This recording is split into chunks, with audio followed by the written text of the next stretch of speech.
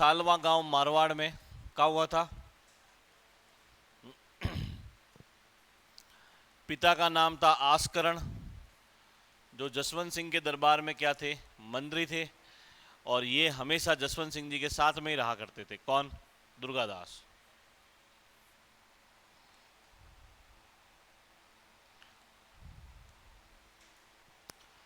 कल मैंने आपको बताया था कि जब जसवंत सिंह जी की मृत्यु हुई थी तो दुर्गादास उनके साथ थे, और जसवंत सिंह जी 52 वर्ष की आयु में मर गए थे। उनके कोई पुत्र नहीं था जमरूद में तो जसवंत सिंह जी को पता था कि भले ही औरंगजेब ने मेरे साथ में संधि कर ली हो, पर वो मन ही मन मेरे से क्या रखता है? दुश्मनी। तो वो कुछ भी कर सकता है। इसीलिए औरंगजेब ने उनकी डेथ के बाद कहा भी था कि आज कुफ्र का दरवाजा टूट गया। तो वे दुर्गादास को ये कहकर गए थे कि आने वाले समय में घर की रक्षा तू करेगा। कौन करेगा? इसलिए मैंने कहा था मारवाड़ में एक कहावत चलती है, जसवंत कयो सोए घर रखवाड़ो दुर्गड़ो साची की नहीं सोए आसी आस करणवत। तो जब ये वहां से रिटर्न कर रहे थे तो इनके कोई बच्चा था नहीं, लेकिन इनकी पत्नी ने लाहौर के अंदर एक बच्चे को जन्म दिया जिसका नाम था अजीत सिंह। यानी कि जोधपुर का अगला राजा कौन बनेगा? अजीत सिंह बनेगा। अब अजीत सिंह अगला राजा अगर जोधपुर का बनता है तो औरंगजेब की जो प्लानिंग थी जोधपुर राज्य को हड़पने की, वो क्या हो जाएगी? नष्ट। तो औरंगजेब ने सोचा कि इन सभी लोगों को मैं दिल्ली बुला लेता हूँ, वहाँ अजीत सिंह को या तो मार देंगे या उसका धर्म परिवर्तन करवा देंगे और फिर जोधपुर राज्य पर क्या कर लेंगे? अधिकार। तो उसने लाहौर में ही संदेश भिजवाया कि अपन अजीत सिंह को पढ़ाएंगे लिखाएंगे, जब वो बड़ा हो जाएगा तो बड़ा हो जाने के बाद में अपन उसको जोधपुर का क्या बना देंगे? राजा बना देंगे। तो अन्य रानियों सहित अजीत सिंह को कहाँ बुला लिया गया? जोधपुर। वहाँ इन्हें किशनगढ़ के एक राजा थे रूप सिंह राठौड़, उनकी हवेली के अंदर रखा गया। अब उसकी प्लानिंग ये थी कि इसका मर्डर करना है। तो ये प्लानिंग जब दुर्गादास राठौड़ को पता चलती है तो वो उसको बचाने की प्लानिंग करते हैं। तो कल मैंने आपको बताया था कि मुकुंददास खिची ने सपेरे का रोल किया था। किसका? और सारे सैनिकों को उसने सांप दिखाने के बहाने इधर से इधर लाया। गोरा धाय साफ सफाई करने वाली महिला बन के अंदर गई और वे अजीत सिंह को वहां से निकाल कर ले आए। और ये सारे लोग भागकर कालिंद्री सिरोही आ गए और वहां पर एक जयदेव करके ब्राह्मण था, उसके घर पे उन्होंने अजीत सिंह को रख लिया। और वहीं पर जैसे उदय सिंह जी को कुंभलगढ़ के किले में रखा गया था, सेम वैसा का वैसा वहां से निकालकर दुर्गादास राठौड़ ने अजीत सिंह को कालिंद्री सिरोही में जयदेव ब्राह्मण के घर पे रख लिया। अब कंडीशन ये है, सुनना आगे वाली बात बता रहा हूं कंडीशन ये है कि दुर्गादास जी रक्षा कर रहे अजीत सिंह की। अजीत सिंह है कालिंद्री सिरोही में। अब जब औरंगजेब को इस बात का पता चला कि यार अपन ने जिसको यहां बुलाया था मारना चाहते थे वो तो बच गया, तो उसने उसके स्थान पर एक अन्य बालक को रख लिया। छोटा एक बच्चा लाया और अजीत सिंह था ही 2-4 महीने का था, उस समय बड़ी मुश्किल से पैदा हुआ था, लाकिन दूसरे बालक को वहां पर रख लिया और उसका नाम बदल के कर दिया मोहम्मदी राज। क्या कर दिया?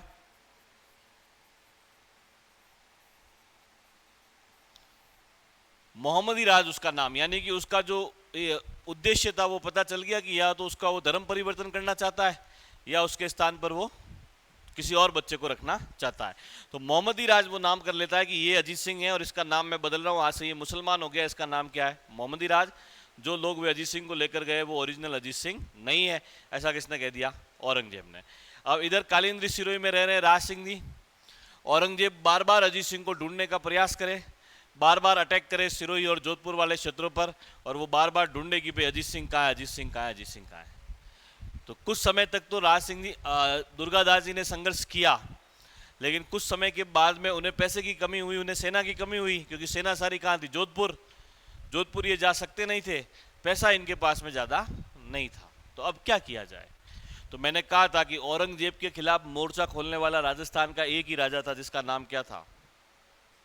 मेवाड़ के राजा राज सिंह। तो अब ये दुर्गादास जी जो थे वे सीधे सिरोही से मेवाड़ के राजा के पास में आए जिनका नाम था राज सिंह। क्या नाम है?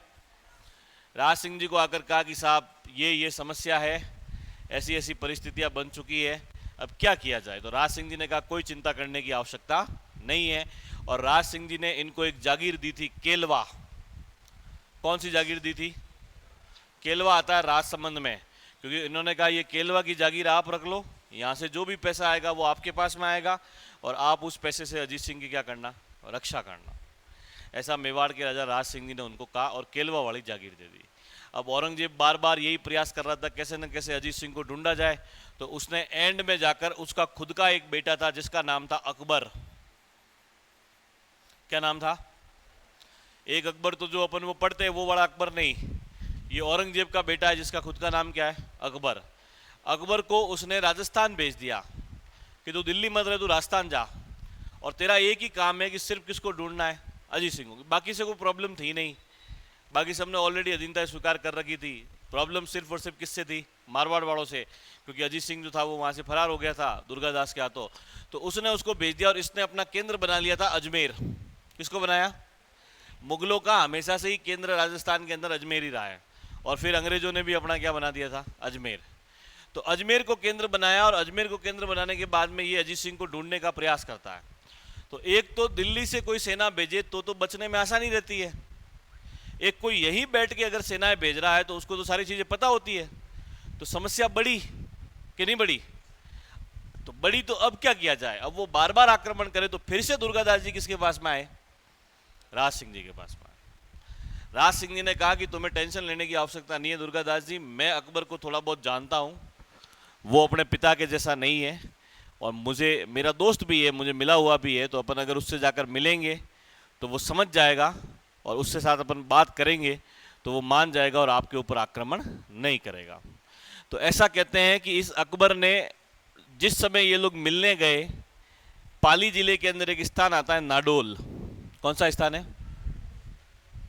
आशापुरा माता का मंदिर है।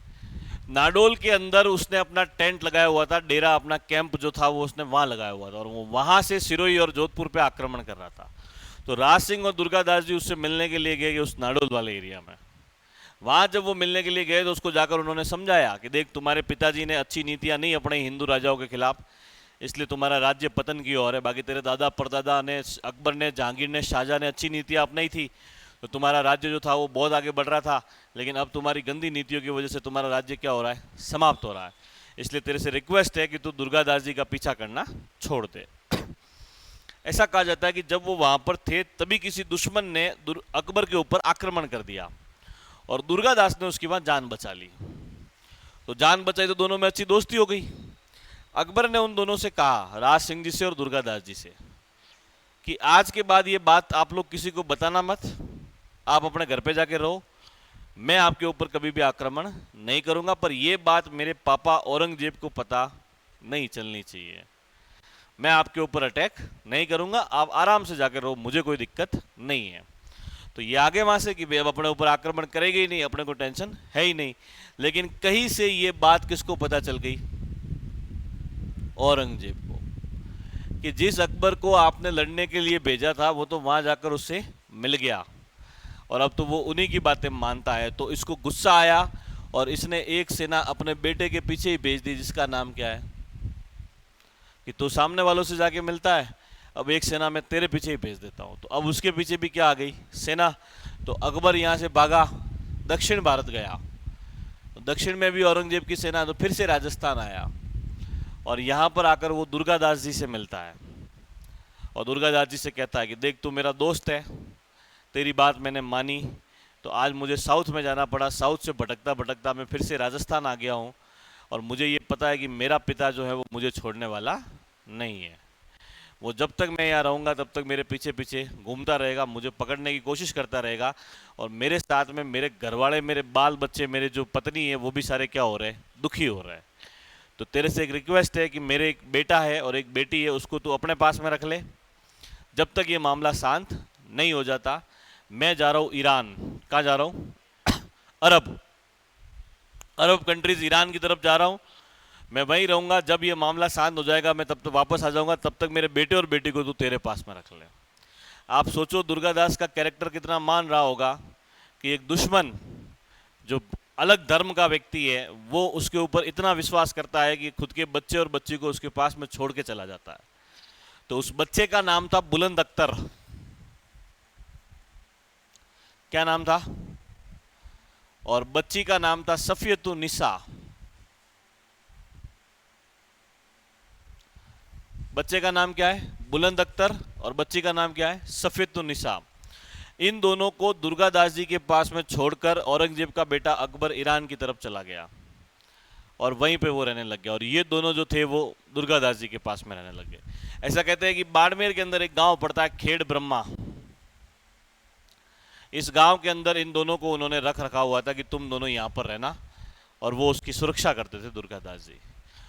2-4 साल बीतने के बाद में ना तो अकबर वापस आया, दोनों बच्चे और बच्ची दुर्गादास जी के पास भी थे, और कहीं से ये सूचना किसके पास में पहुंच गई कि मेरा बेटा तो चला गया है ईरान, और मेरे पोते और पोती जो है वो दोनों किसके पास में, दुर्गादास जी के पास। तो अब एक औरंगजेब एक सेना किन दोनों के पीछे भेजता है?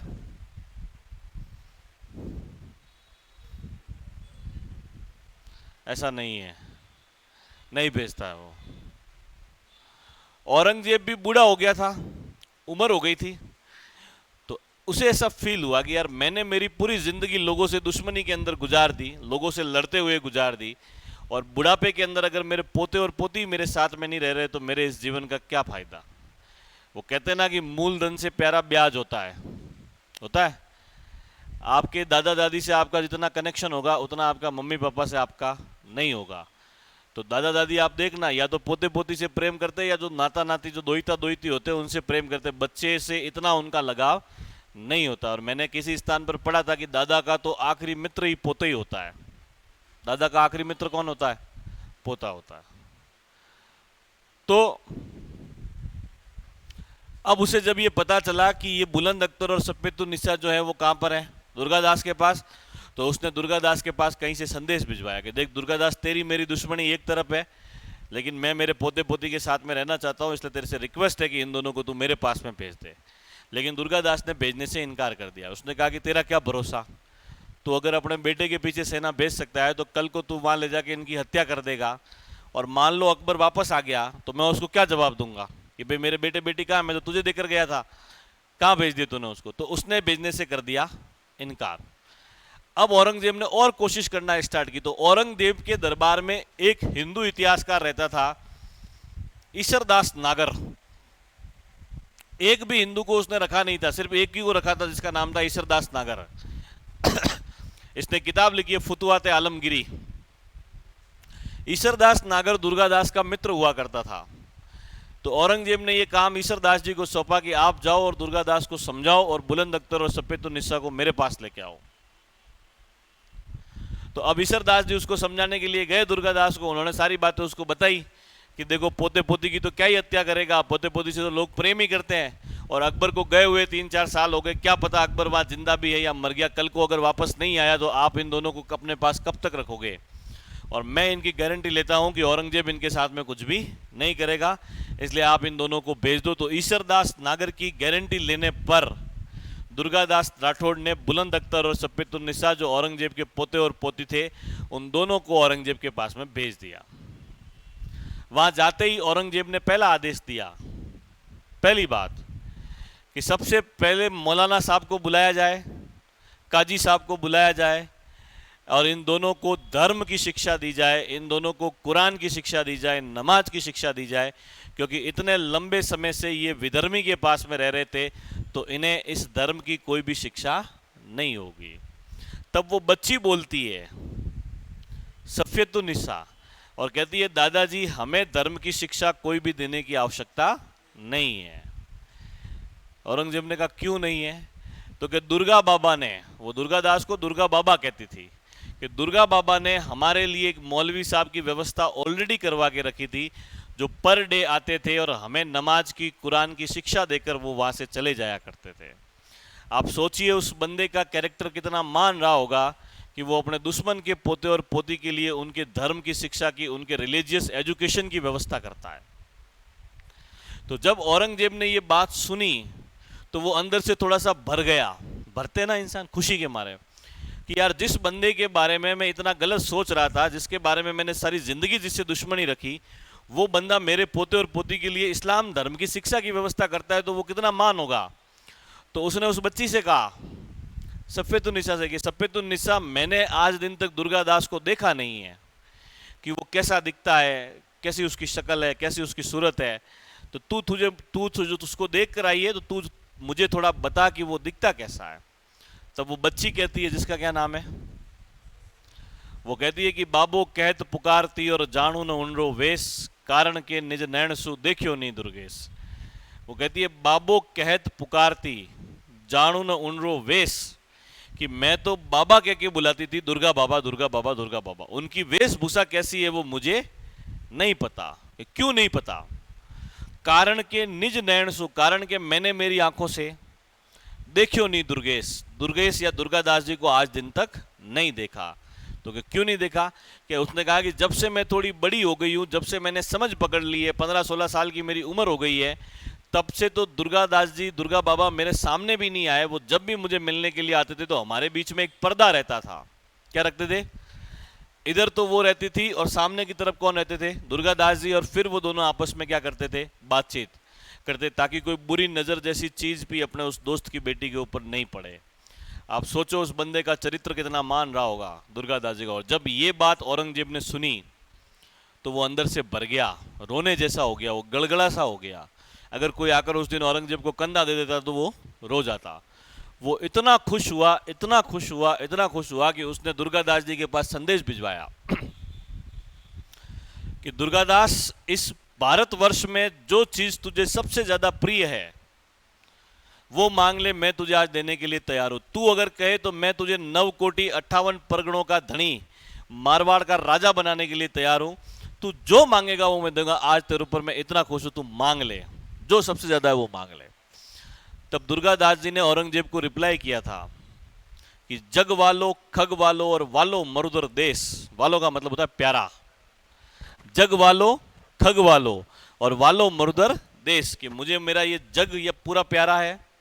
खग का मतलब होता है तलवार, मुझे मेरी तलवार प्यारी है। और वालो मरुदर देश, मुझे पूरी ये मरुधरा पूरा मारवाड़ प्यारा है। निज श्याम धर्म वालो और नित वालो नरेश, उसके ऊपर अगर मुझे कोई प्यारा है तो वो मेरा श्याम धर्म हिंदू धर्म है। और नित वालो और नरेश, और उससे भी ज्यादा प्रिय अगर मुझे रोज कोई लगता है तो वो मेरा राजा लगता है। और राजा कौन है? अजीत सिंह। इसलिए हे आलमगीर औरंगजेब जा बना, अगर तुझे राजा बनाना है तो अजीत सिंह को बना, मुझे बनाने की आवश्यकता नहीं है। आप सोचिए कि जिस बंदे के पास में राजा बनने की तमाम संभावनाएं थी, अगर वो चाहता तो अपनी पूरी जिंदगी जो था वो आराम से गुजार सकता था, मारवाड़ का शासक बन सकता था। औरंगजेब ने सामने से उसको कहा था, लेकिन उस बंदे ने मारवाड़ का शासक बनना स्वीकार नहीं किया और उसने कहा कि राजा किसे बनाओ? अजीत सिंह को बनाओ। सिर्फ एक बात को लेकर कि जब जसवंत सिंह जी की मृत्यु हुई थी तो वो कहकर गए थे कि मारवाड़ की रक्षा कौन करेगा? दुर्गादास करेगा।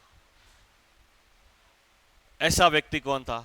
दुर्गादास राठौड़। इसीलिए मैं कहता रहता हूं कि पन्ना धाये के बाद में स्वामी भक्ति के मामले में राजपुताने के अंदर किसी बंदे का नाम लिया जा सकता है तो वो दुर्गादास राठौड़ है, जिन्होंने अपने राज्य के लिए इतना त्याग किया था। ऐसा कहा जाता है कि जब दुर्गादास जी घोड़े के ऊपर तो सोया करते थे और पत्थर होता है ना तपता हुआ, उसके ऊपर रोटी सेक के खाया करते थे, फिर भी उन्होंने संघर्ष किया और अजीत सिंह को राजा बनाने के लिए काम करते रहे। एंड में जाकर 1707 में अजीत सिंह की राजा बन जाता है, क्योंकि औरंगजेब 1707 में मर गया था। एक समझौता हुआ था, देबारी समझौता, जो मैंने आप लोगों को पढ़ाया था और मैंने कहा था कि ऐसा कोई व्यक्ति है जो मुझे आगे ये समझौता पूरा बताएगा। तो आप में से कुछ लोगों ने हाथ भी ऊपर करे थे, तो बताओ कौन देबारी समझौता बताएगा?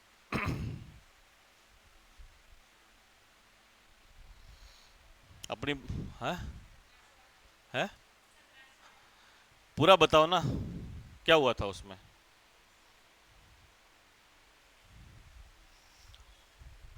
देबारी समझौता में हूँ थयु हतुं ए बताओ मने। हाँ तो वही है ना, अजीत सिंह उसका नाम लिखा है मैंने, तो वो अजीत सिंह यही तो है। क्या हुआ था?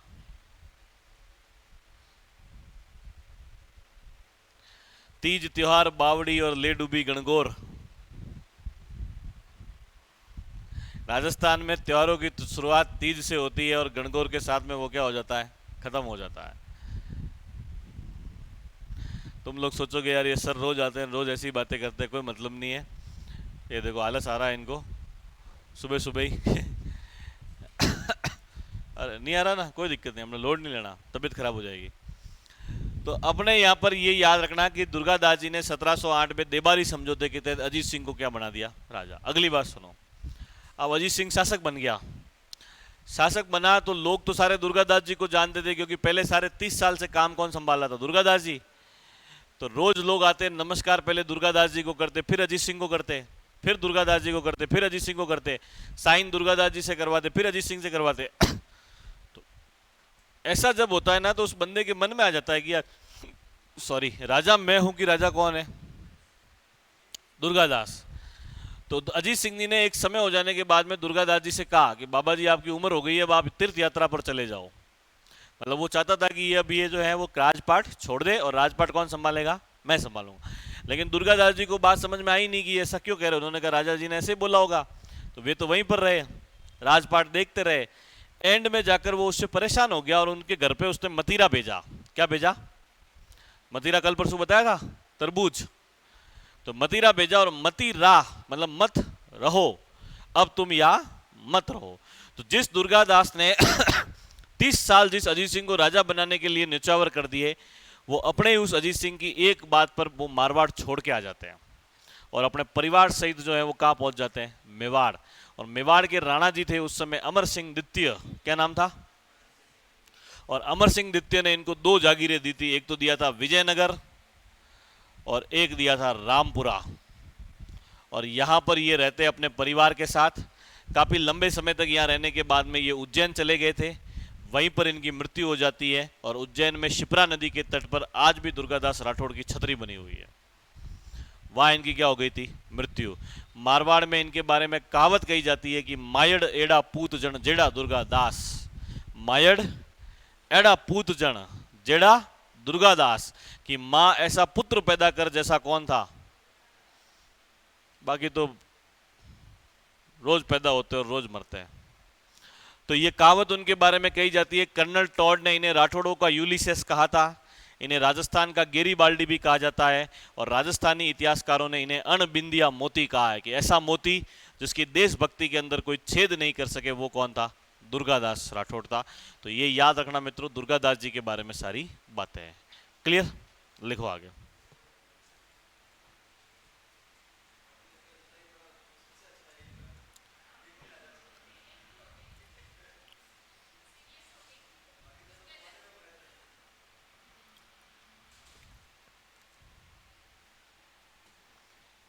वो सीरियस आप इसलिए हुए क्योंकि मैंने इनके बारे में सारी बातें आपको बताई।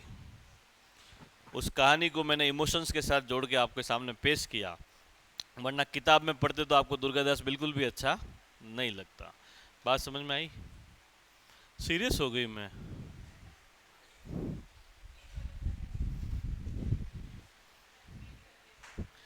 1708 में इसी में लिखो अजीत सिंह में ही। 1708 में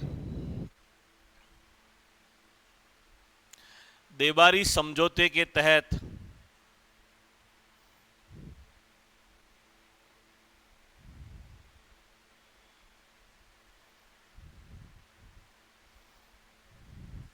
अजीत सिंह पुनः मारवाड़ का शासक बना।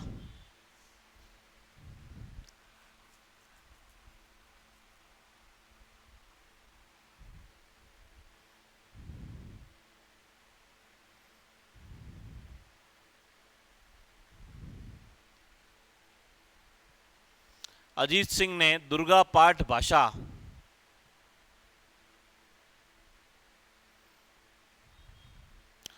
अजीत सिंह ने दुर्गा पाठ भाषा दुर्गा पाठ भाषा नाम की पुस्तक लिखी। क्या बज रहा है? लाइट नहीं है क्या? दुर्गा पाठ भाषा नाम की पुस्तक लिखी।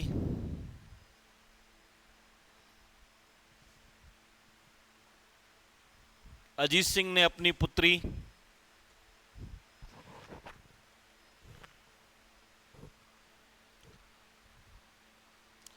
अजीत सिंह ने अपनी पुत्री सूरज कंवर का विवाह सूरज कंवर का विवाह सवाई जयसिंह के साथ करवाया।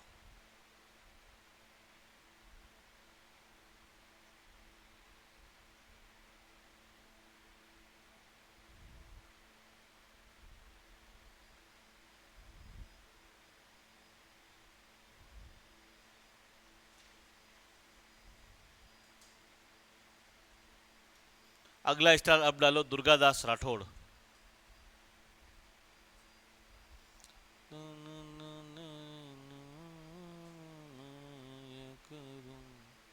सवेरों का मेरे तू शोर। जन्म सालवा गांव मारवाड़।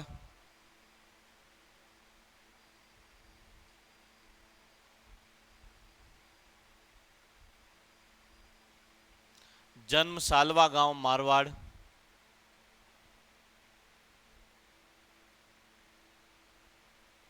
पिता आस्करण।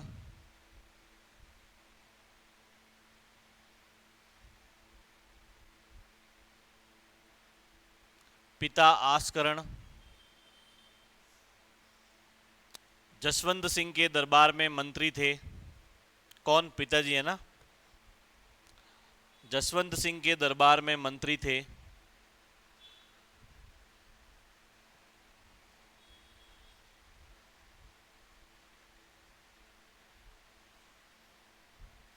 दुर्गादास ने अपना संपूर्ण जीवन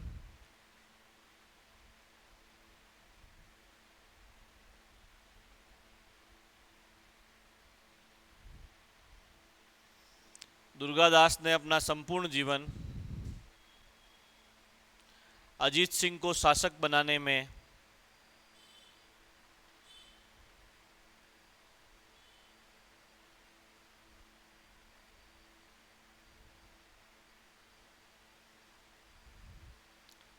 न्योछावर किया।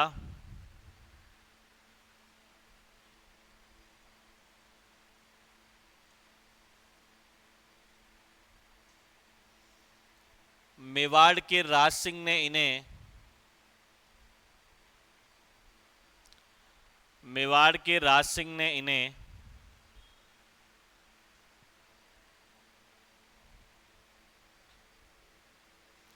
कौन सी जागीर दी थी? केलवा की जागीर दी। ये वही केलवा है जहां रूठी रानी उमा दे की छतरी बनी हुई है।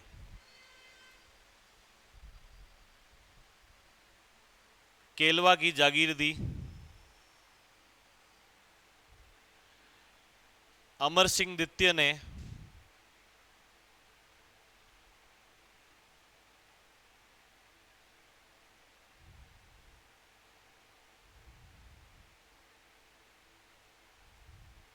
रामपुरा व विजयनगर की जागीर दी।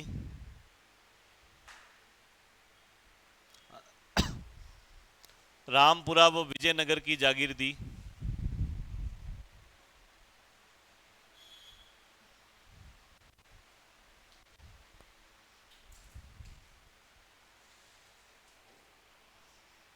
अगली लाइन। औरंगजेब के पुत्र अकबर के औरंगजेब के पुत्र अकबर के बेटे और बेटी औरंगजेब के पुत्र अकबर के बेटे और बेटी बुलंद अख्तर व सफेतुन्निसा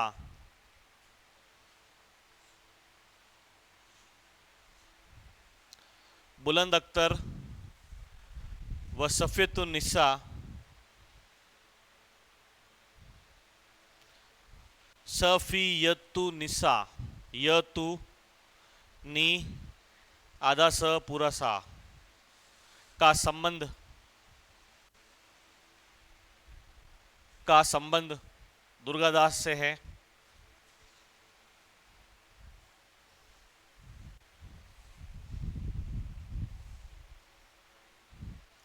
इन्होंने अपना अंतिम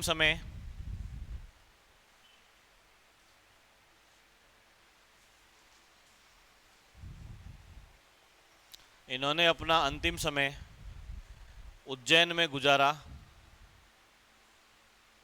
उज्जैन इनकी छतरी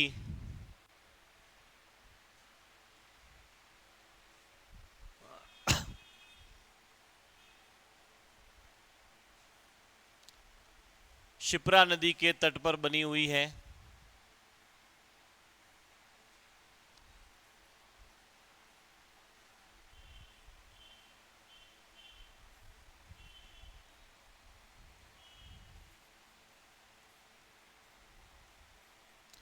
कहाँ बनी हुई है?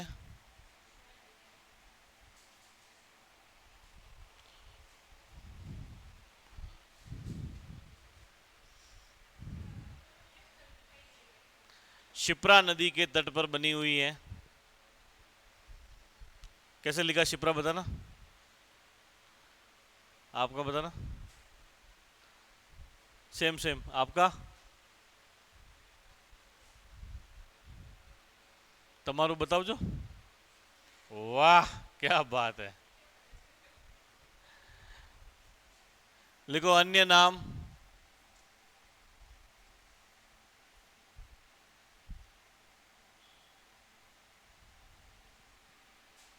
अन्य नाम तीनों लिख लो। कर्नल टॉड ने कहा था राठौड़ों का यूलिसेस, गौरीशंकर हीराचंद ओझा ने कहा था अण बिंदिया मोती, और राजस्थान का गेरीबाल्डी भी कहा जाता है।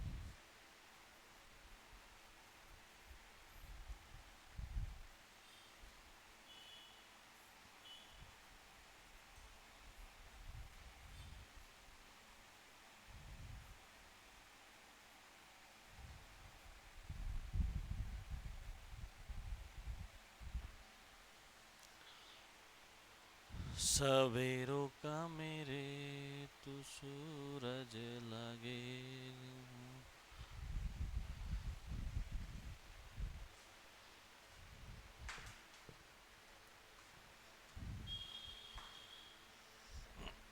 ये बोतल पकड़ना, गिर जाएगी।